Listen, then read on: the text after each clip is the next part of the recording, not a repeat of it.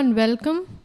இன்றைக்கி நம்ம பார்க்க போகிற டாபிக் பிளட் ரிலேஷன். பிளட் ரிலேஷனில் நம்ம யூஸ் பண்ணுற பேசிக் டேர்ம்ஸ் எல்லாம் இங்கே உங்களுக்கு டிஸ்பிளே ஆகிட்ருக்கும். You can read it. நான் அதில் ரொம்ப இம்பார்ட்டண்ட் டேர்ம்ஸ் மட்டும் எக்ஸ்பிளைன் பண்ணிடுறேன். ஃபாதர் சைடு இருக்க ரிலேஷன்ஸை நம்ம மென்ஷன் பண்ணும்போது பேட்டர்னல்ன்ற டேர்ம் யூஸ் பண்ணுவோம். மதர் சைடு இருக்க ரிலேஷன்ஸை மென்ஷன் பண்ணும்போது மேட்டர்னல்ன்ற டேர்ம் யூஸ் பண்ணுவோம். Uncles or aunts son or டாட்டர்னா cousin. Brother or sisters son அப்படின்னா நெஃப்யூ. ஸோ நெஃப்யூனா எப்போவுமே மேல் தான். பிரதர்ஸ் ஆர் சிஸ்டர்ஸ் டாட்டர்னா நீஸ்ன்னு சொல்லுவோம். நீஸ்னால் எப்போவுமே ஃபீமேல்.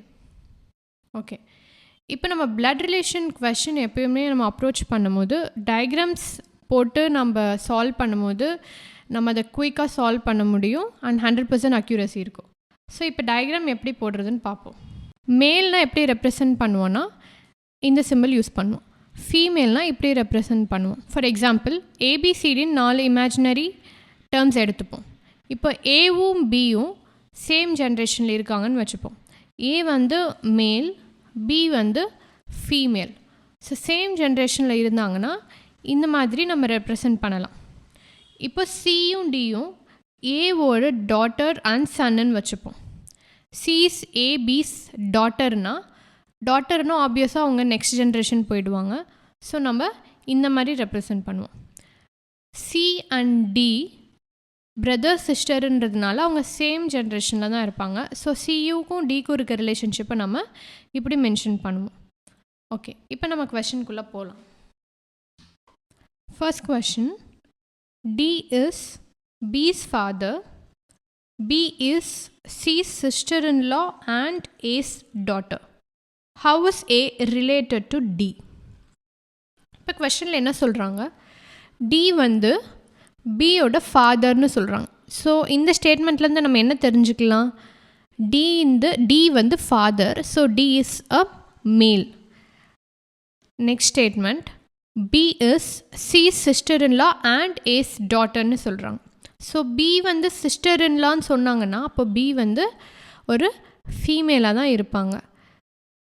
பி இஸ் சி சிஸ்டர்-இன்-law, அப்போ பியும் சியும் சேம் ஜென்ரேஷனில் தான் வருவாங்க. அண்ட் ஏஸ் டாட்டர்னு சொல்கிறாங்க. ஏவோட டாட்டர் பின்னு சொல்கிறாங்க. அப்போ ஆப்வியஸாக ஏ வந்து பியோட முன்னாடி ஜென்ரேஷனில் தான் இருப்பாங்க. கரெக்டாக? ஸோ இப்போ இந்த 2 ஸ்டேட்மெண்ட்டையும் கன்க்ளூட் பண்ணும்போது டியும் ஏவும் சேம் ஜென்ரேஷனில் இருக்காங்க.